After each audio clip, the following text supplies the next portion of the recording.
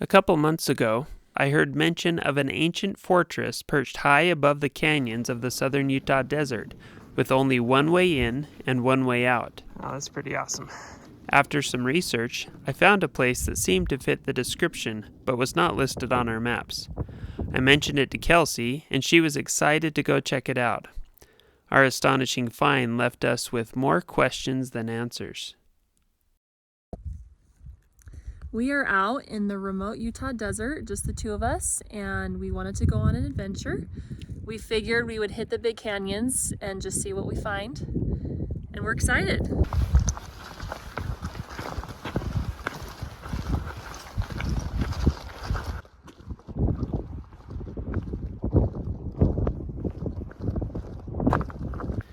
As we approached the eastern edge of the plateau, a veritable citadel came into view, complete with steep walls around the edges. Oh, that's pretty awesome. And a long stone land bridge connecting this island to the mainland.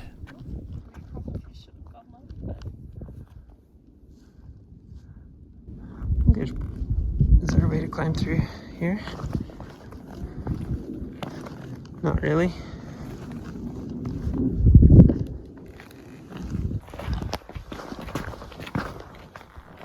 Descending to the causeway was not as straightforward as we'd expected, but eventually we figured it out. So you can see here this land bridge, it's just dead vertical on either side. Only way across is here. Right along this edge of this first step, there was a wall. There's just some rocks remaining kind of stacked along there. The only way up over that is through that little crack. Then if you look further, right where that rock is another wall. It's a little bit more intact, but still crumbling. And they would have been able to block the way off there. Only had to defend a small entrance right in there. Because there's no reliable water here, it makes me think that this was probably used as a place of refuge against maybe enemy attacks or something. I mean, Enemies were coming. I have no idea. If this pile of rocks was stacked up, in case there were any enemies trying to come, I mean, this is the only way to cross the land bridge. So it makes sense that this was some sort of a defense wall. Yeah. Just kind of come up through there. Yeah. This is already a bit of a cliff here. So if this was built up, they could protect themselves if to make and then retreat to that other and there's a wall if they needed to. And I wonder what was going on at the time. That rock on that end and then a wall along here.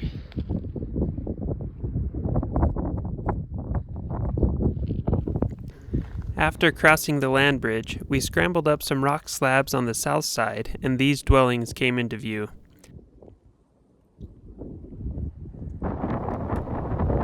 The Anasazis, also called the ancestral Pueblos, lived in this area from about AD 200 to AD 1200, and are the ancestors of the modern Pueblo tribes.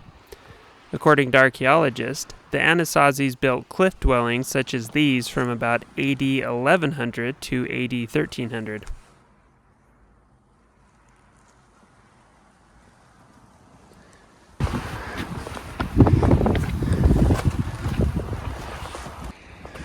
Oh, this fell down. They would have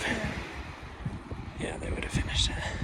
Some of this has been reconstructed. A little bit right there. Yeah.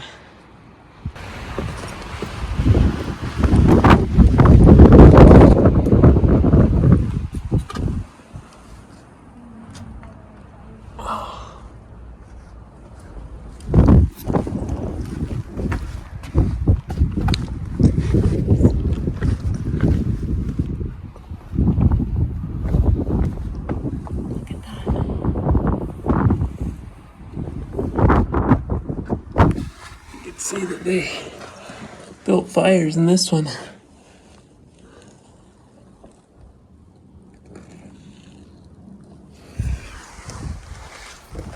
You look up here, they got a little hole for the smoke.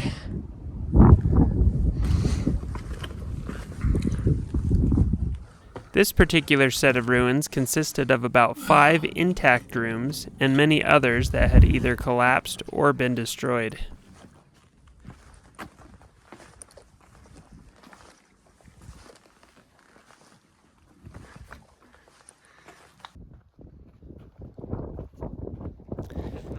As we walked around the perimeter of the fortress, I looked for a weakness in the rock that might give access to the top level. And sure enough, like the rest of the fortress levels, there was only one way up. I climbed up this crack up to the top, and this is what I found.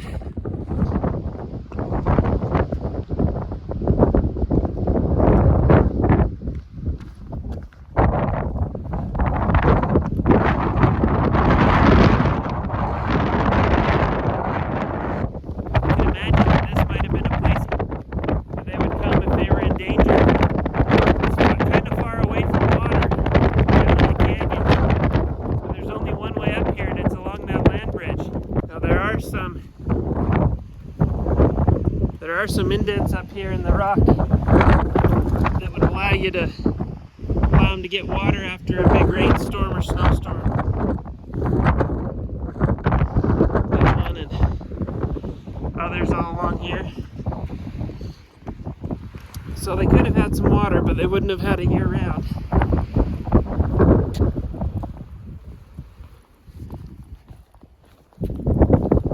Here's another one over here. From up here, they would have been able to see everything. See if anybody was coming here, if anybody was coming, and defend themselves if they had to. It's snowing.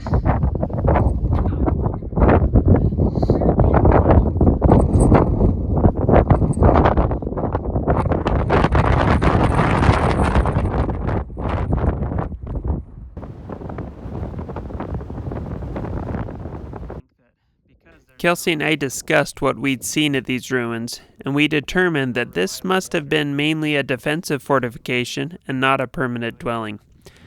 And this begged the question, who were the Indians that used this fortress, and who were they defending themselves from? And if they didn't live here, where did they live? There's like an alcove dugout clear over there. There's that big arch. We decided to head down to the canyon floor to see what answers we might find there.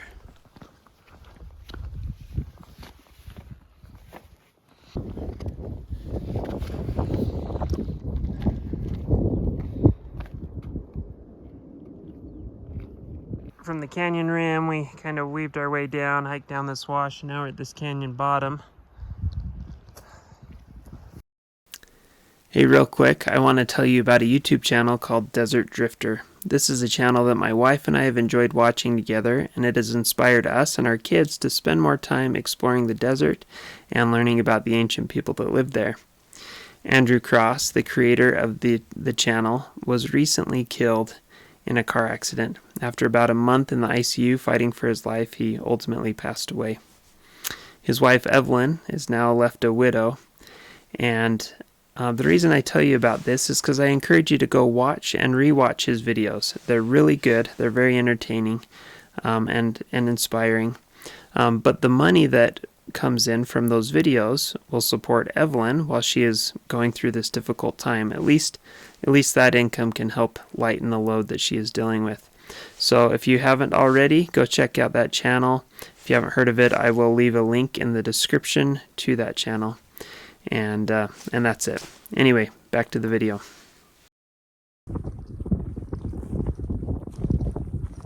We followed the stream bed as we wound our way down canyon, passing the landmarks we had spotted from above.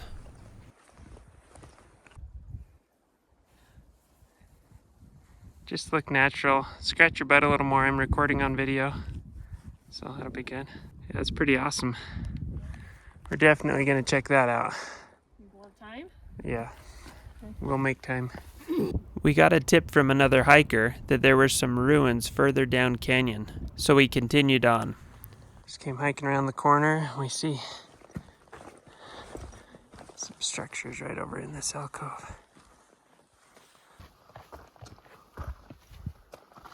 What we found was much more substantial than we expected. Wow.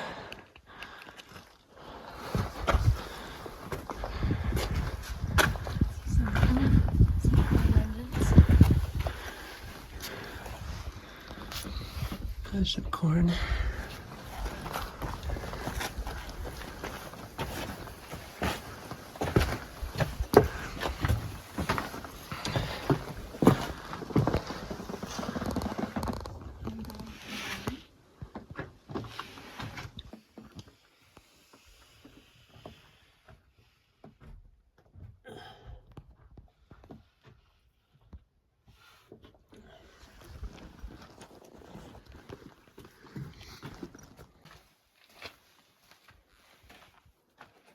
Look at this.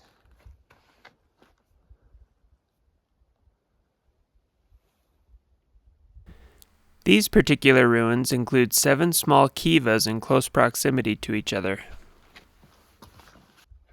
A kiva is an underground ceremonial room. The Hopi Indians, whose language the word kiva comes from, use kivas for religious and community ceremonies, much like a church, temple, mosque, or synagogue, and archaeologists assume that the kivas of the past were used in much the same way. Kivas were generally accessed by climbing down a ladder through a hole in the roof. Wow.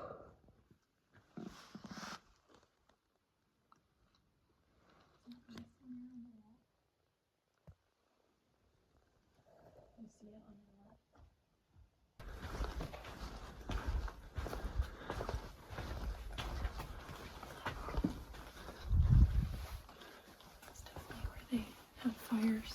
Right.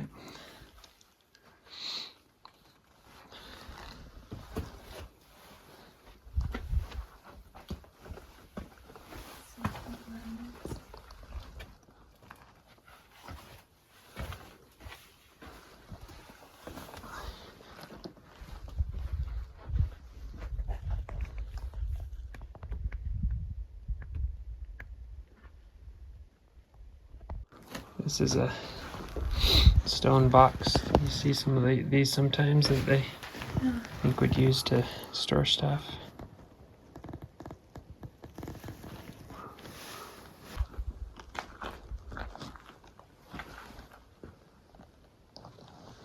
You can see this right here's another spot and another spot, and then over there some more. Though these structures are fairly small, the number of kivas suggests that this canyon may have been home to a relatively large number of people. Got these kivas up along here. Which made me wonder if everyone in this canyon used the fortress above to protect themselves, or if it was one of many protective structures hidden among the canyon walls. It's starting to get late in the day. We're on our way, working our way back to the car, but you can see, whoop, that big cave up there, the big arch cave thing in the wall. We've got to go check that out.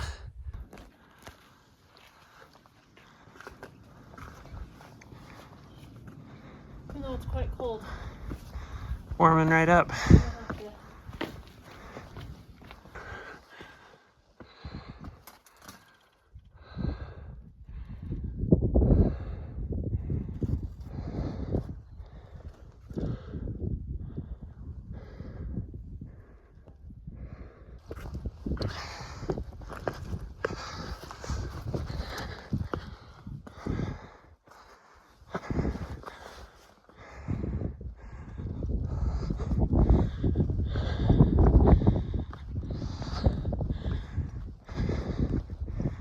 Oh, this is wild.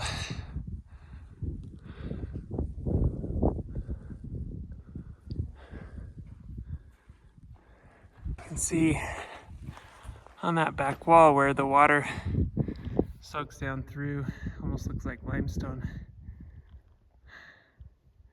Probably minerals soaking through the rock form that.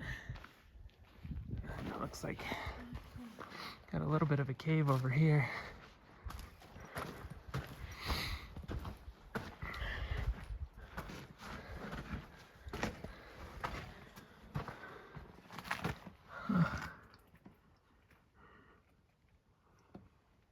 It's kind of wild.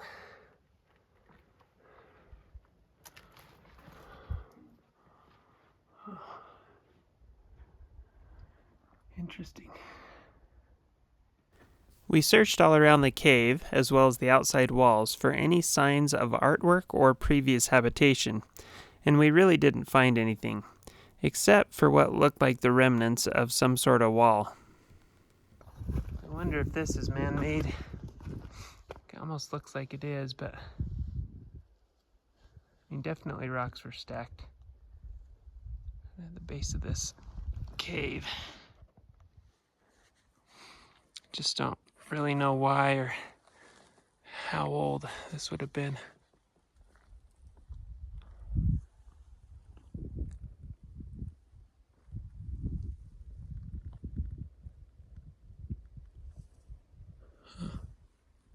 So we're just coming down from this cave and we're running out of time. It's late, the sun's starting to go down. We've still got a lot of miles to cover to get back to our vehicle and our gear.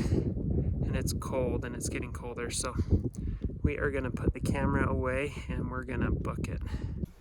As we hurried back up canyon toward the car, I remembered the small alcove that we had seen earlier from the canyon rim and thought we better check it out. Kind of seems like there might be something up in there. Yeah, do you see? I see the big cave. There's the big cave, and then there's a little cave with what looks like a little man-made wall right on the right. I bet. Let's get a little closer, we might be able to see. I mean, must it almost come from above? Yeah, I'm not sure. Or scramble up over here, I don't know. Probably get up from over here. There's probably stuff in that cave. Man, I wish we had time to go check it out. All right, from a better angle, you can definitely see some sort of a structure there.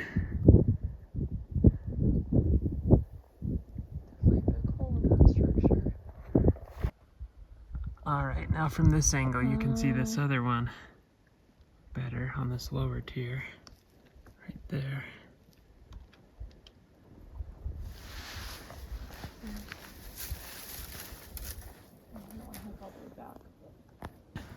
Film through the binoculars. And try. See what? I mean, Which one is it? just curious. Oh, not very good at this. There we go. Whoa, look, that works well. Can you see them? There's that one there. That one there.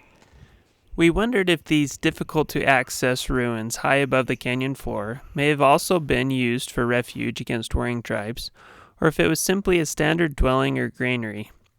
We couldn't find a quick and obvious path up and didn't want to be climbing around the cliffs in the dark, so we decided to leave that mystery for another time. In grade school, I learned that the Anasazi Indians that lived in this area were generally peaceful, as were their Fremont Indian neighbors to the north. But more recent evidence may suggest that some of the Pueblo tribes were not always peaceful and did indeed go to war with each other, maybe even participating in cannibalism. The interpretation of the archaeological evidence that has been found is still heavily debated among archaeologists and American Indian groups.